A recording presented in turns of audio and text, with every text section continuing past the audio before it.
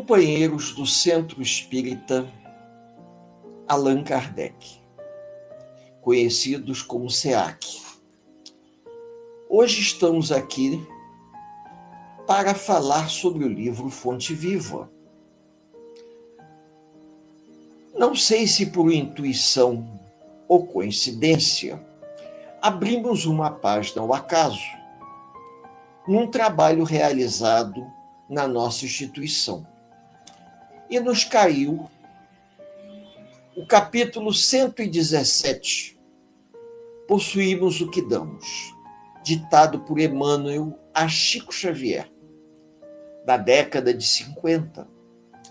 Achamos essa passagem muito interessante e oportuna para uma reflexão. Por que não estudarmos as passagens? Pegando uma passagem ao acaso, aberta ao acaso, ou de forma intuitiva, e fazendo uma explanação. Não vai ser explanação longa, como uma palestra doutrinária, sobre um tema bastante polêmico, mas será uma ideia para os amigos refletirem, uma ideia para os amigos pensarem a respeito. E vamos conversar sobre esse assunto de forma a convidar a todos a uma profunda reflexão. E que essa reflexão nos ajude a colocarmos em prática no nosso dia a dia o conhecimento que nós estamos recebendo. Esperamos que esse estudo possa oferecer a todos aqueles que escutarem uma ideia, um pensamento. Até porque hoje, nos dias de hoje, estamos questionando muito a forma com que fazemos a caridade, exercitamos a prática da caridade àqueles que cruzam o nosso caminho.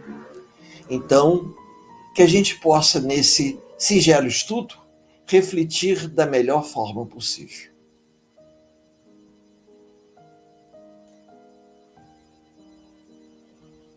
Então, nós vamos começar a falar do texto do livro Fonte Viva, Possuímos o que Damos. E Emmanuel, como sempre, com base em uma passagem bíblica, uma passagem do Evangelho, Emmanuel nos traz uma reflexão. Nesse caso, aproveitando uma passagem do Ato dos Apóstolos que Paulo nos deixou, é mais bem-aventurado dar do que receber, nós vamos conversar com os amigos sobre isso.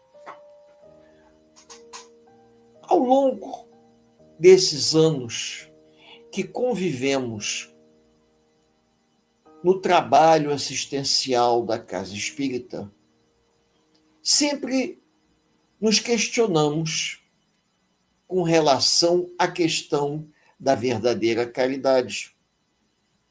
A caridade material e a caridade moral. O que seria mais interessante?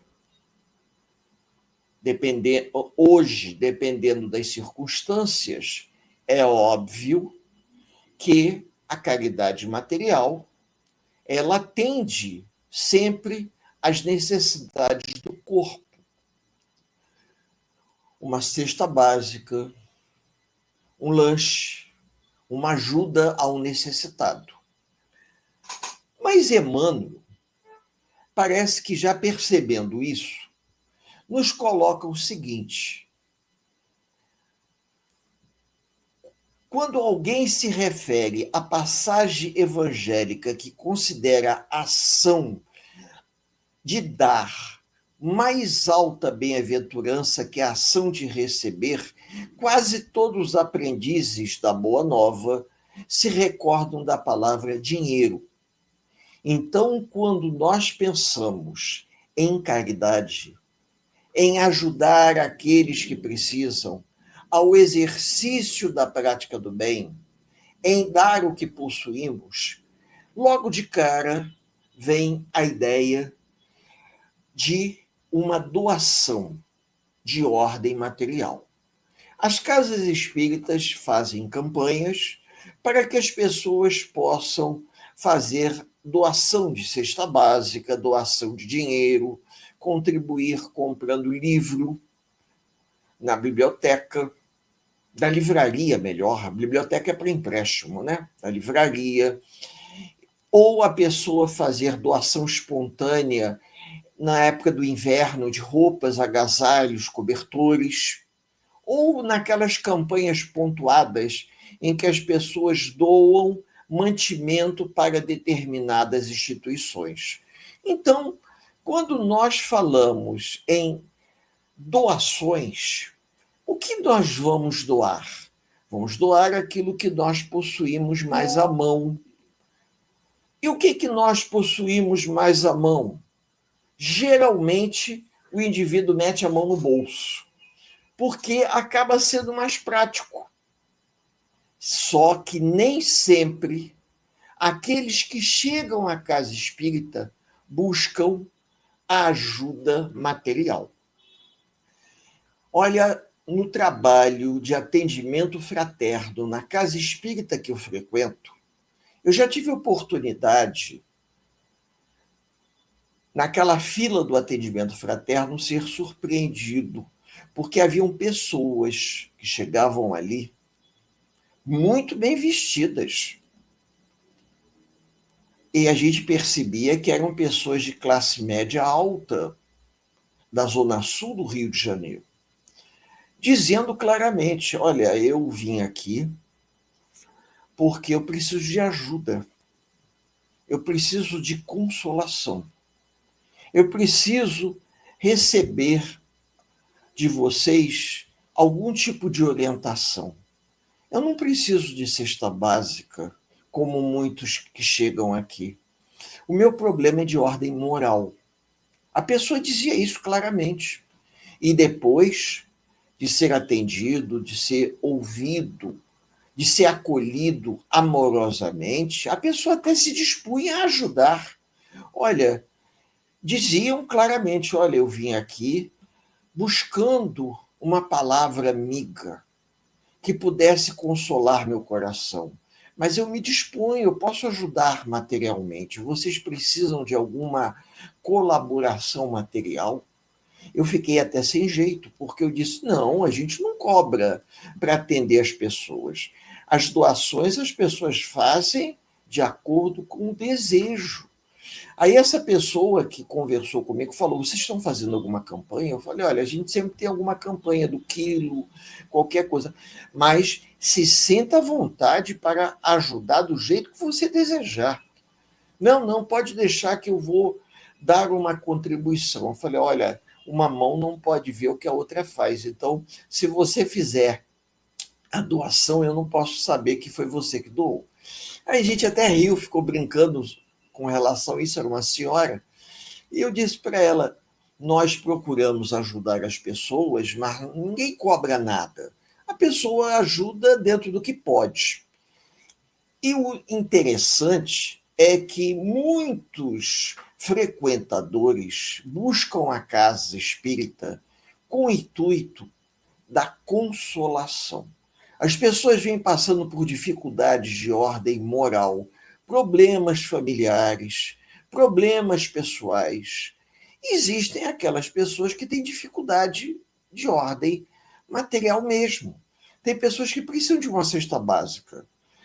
Os assistidos da casa espírita, que formam um grupo selecionado, que o trabalho assistencial da casa seleciona as pessoas para o atendimento, para o acolhimento, pessoas que recebem na época do inverno um cobertor, que recebem cesta básica, que no Natal recebem a cesta natalina, Essas pessoas, além do acolhimento, além do evangelho, todo primeiro domingo de cada mês, essas pessoas, elas também recebem esse envolvimento da casa, que é diferente daquele indivíduo que vai à casa espírita nas reuniões públicas de forma esporádica.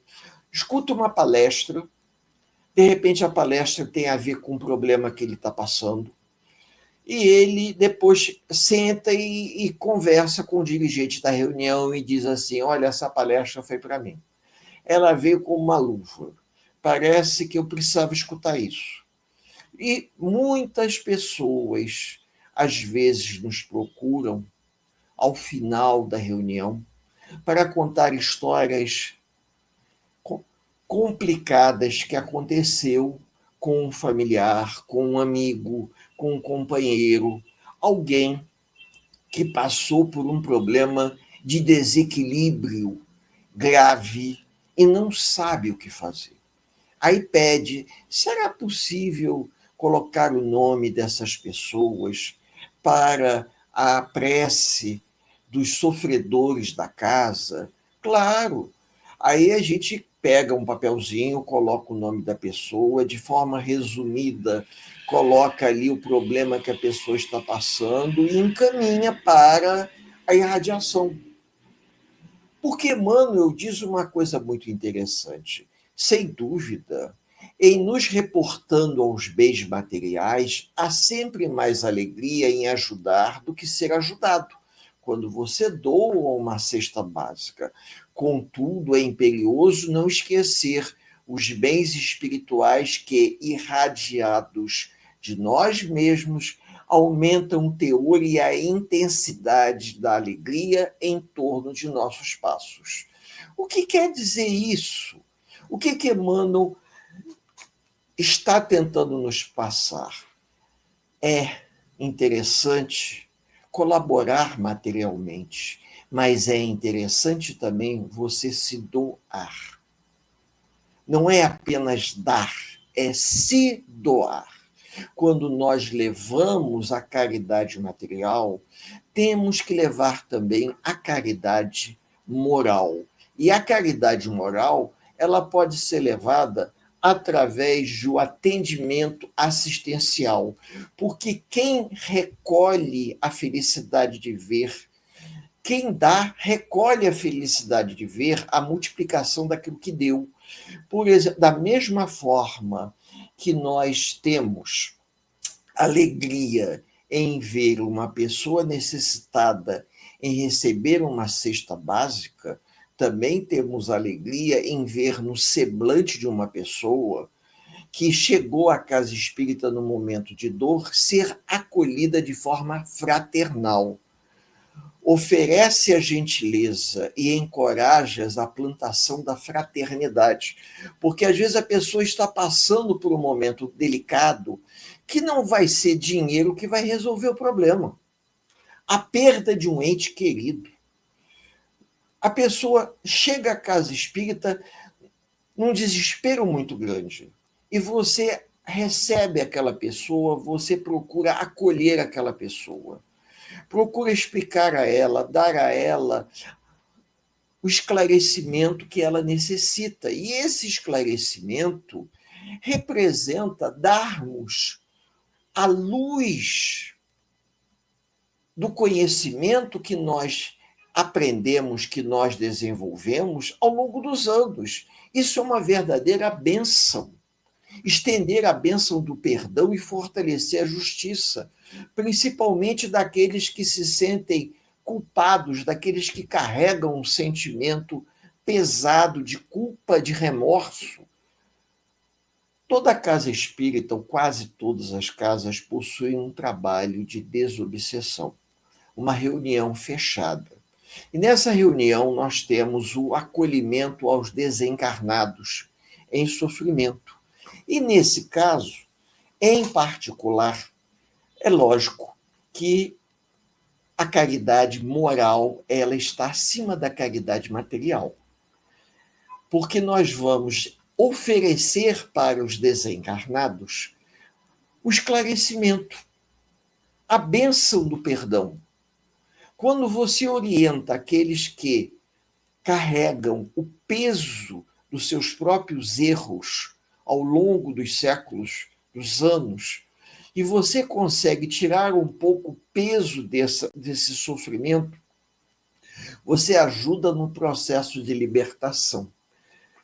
Isso me faz lembrar uma historinha que minha tia, que já desencarnou, contava, que às vezes é interessante, a gente escuta certas histórias, a maneira com que nós podemos esclarecer os sofredores.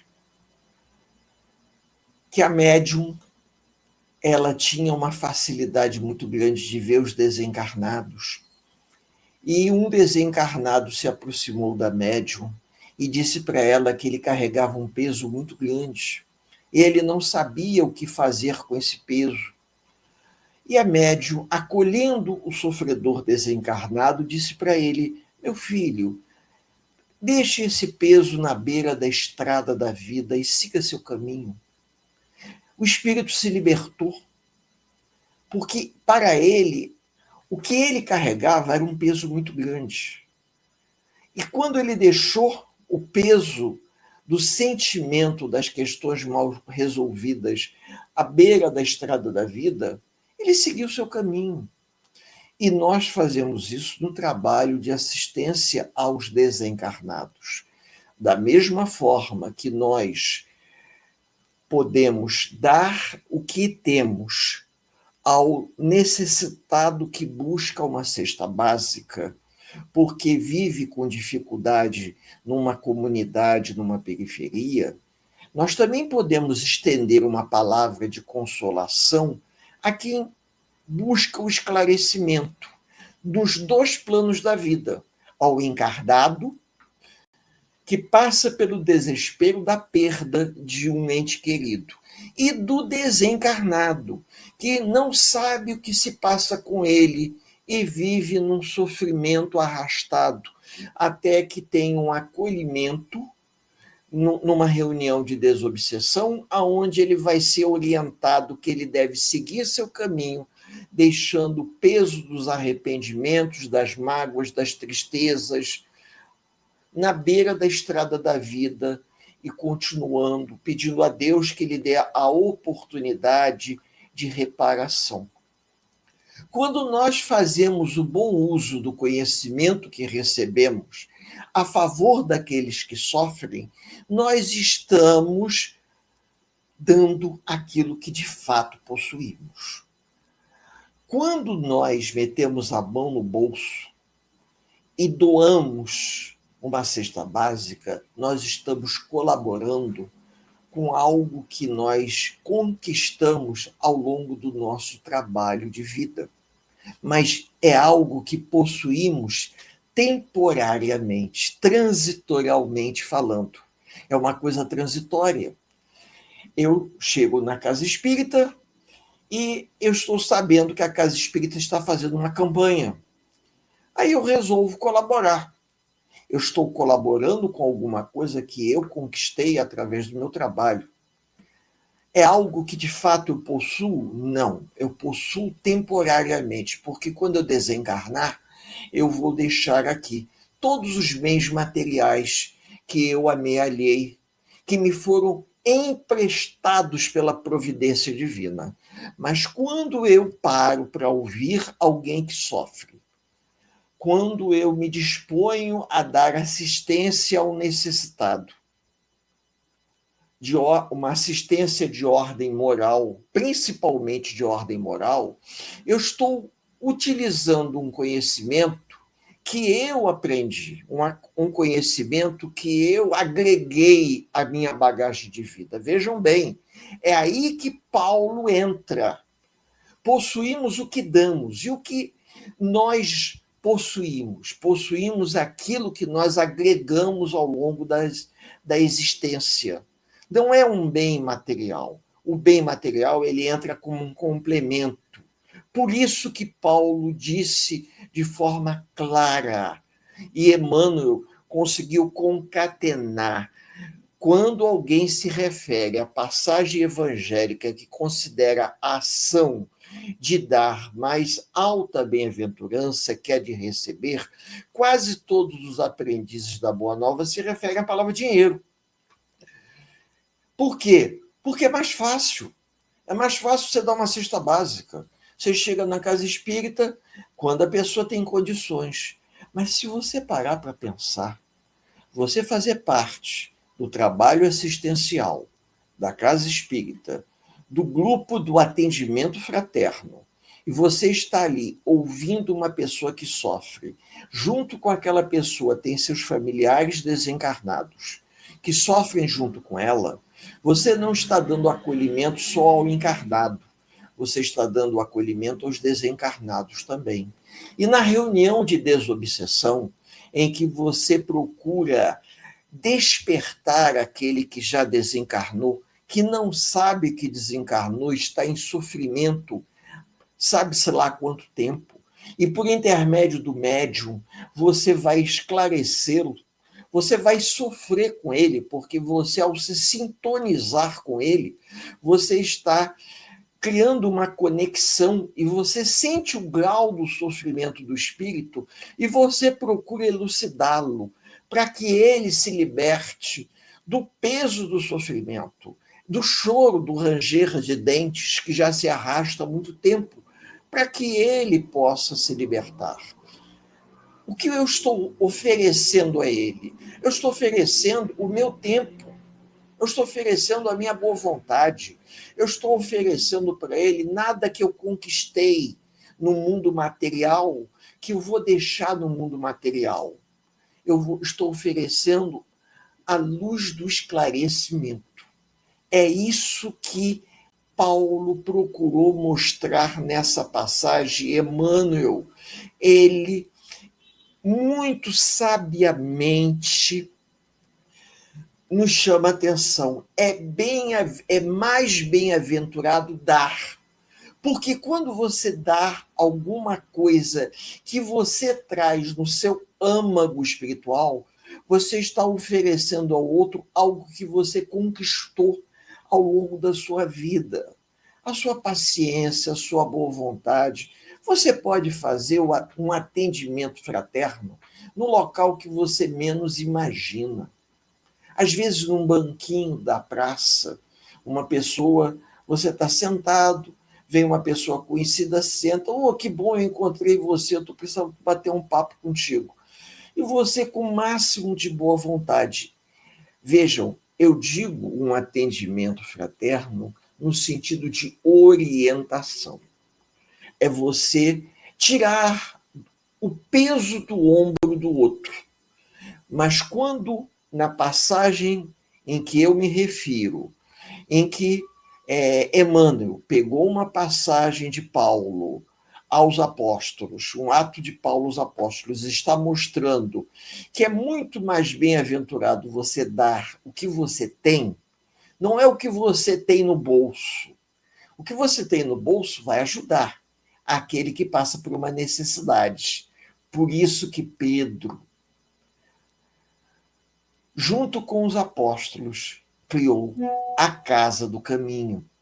A Casa do Caminho, ela tinha uma dupla função. É a igreja cristã primitiva, ajudar aos necessitados.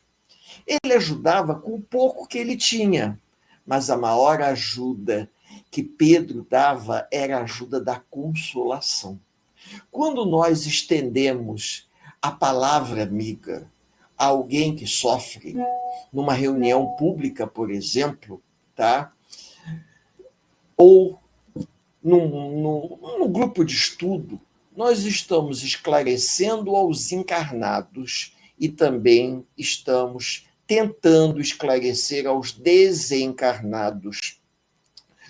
E esse processo de ajuda, ele é uma via de mão dupla. Os recursos da criação são distribuídos pelo Criador com as criaturas, diz Emmanuel, a fim de que, em doação permanente, se multipliquem ao infinito. Então, por que existem escolas na vida? Para nós educarmos os homens. educarmos os espíritos de maneira a evoluir as criaturas. Serás ajudado pelo céu, conforme estiveres ajudando na terra.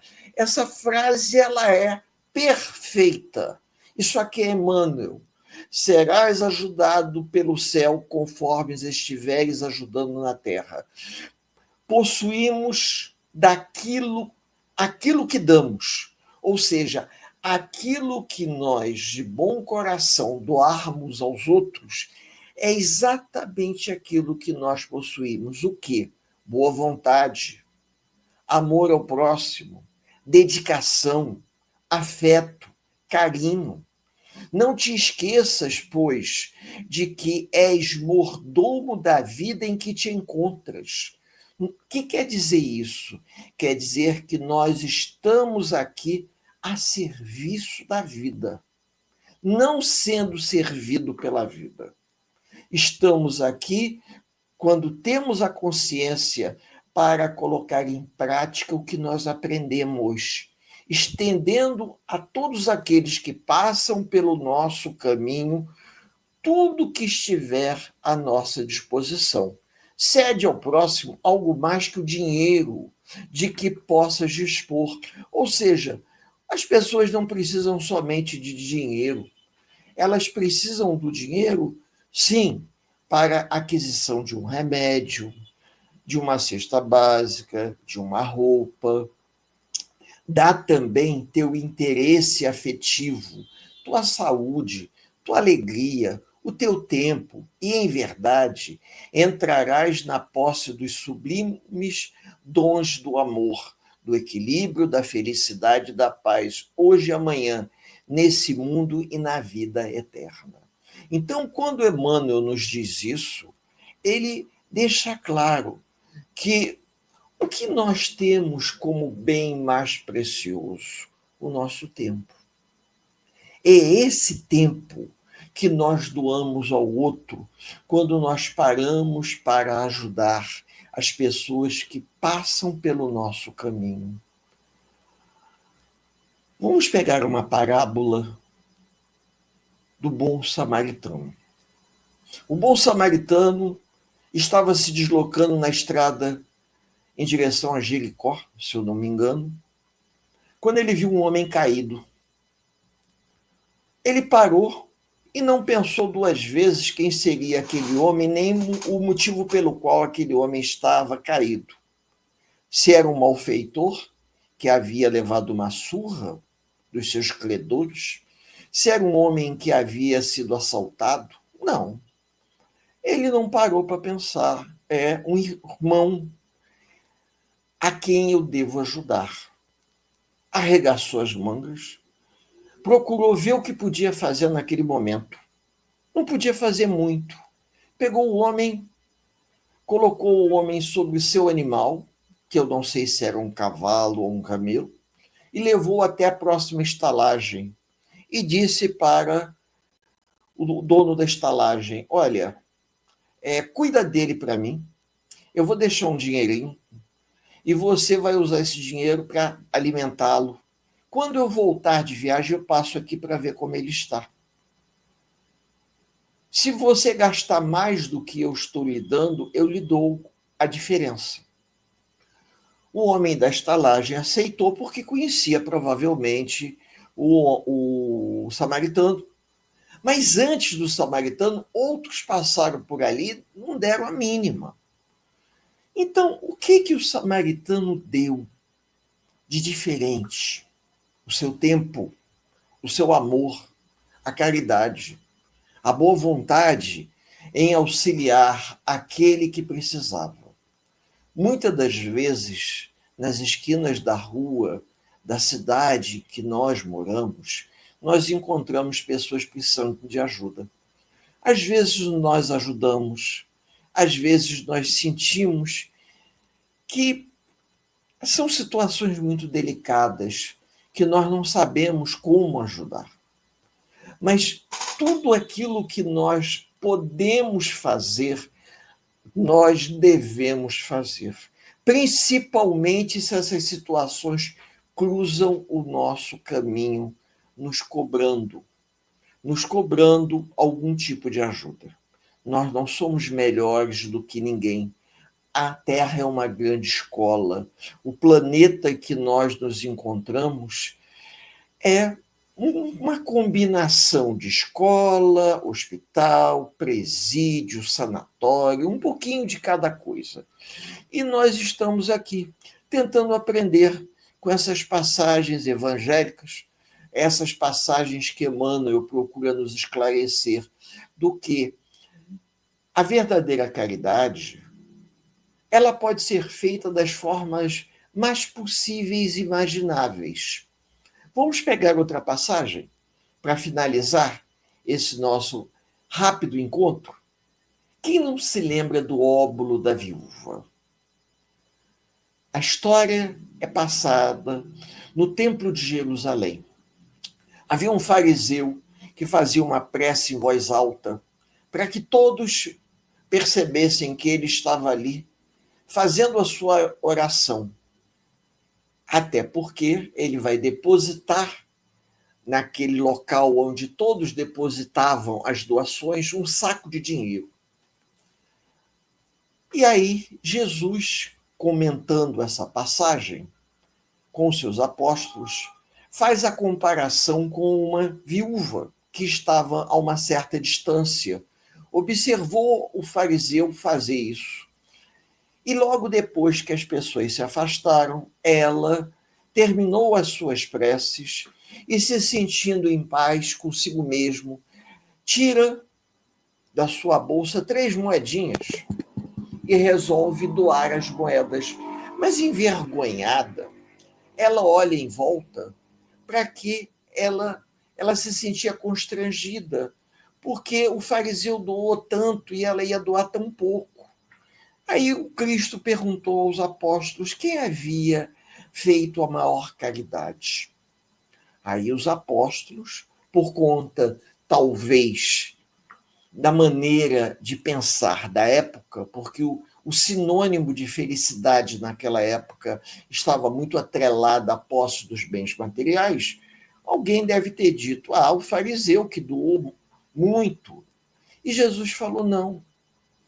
Aquele que realizou a verdadeira caridade foi a pobre viúva, porque ela deu algo que lhe faltaria, enquanto que o fariseu deu aquilo que lhe sobrava. Então, se nós pagarmos para pensar, dar aquilo que lhe sobra não é caridade. Dar aquilo que lhe falta, sim. Então, tirando essa linha de raciocínio, a verdadeira caridade é aquela em que nós damos aquilo que nós trazemos conosco. Não é aquilo que nós possuímos materialmente. E segundo nos contam os espíritos, eu ainda quero descobrir aonde, quem leu isso contou essa história, que nessa passagem existe uma continuação.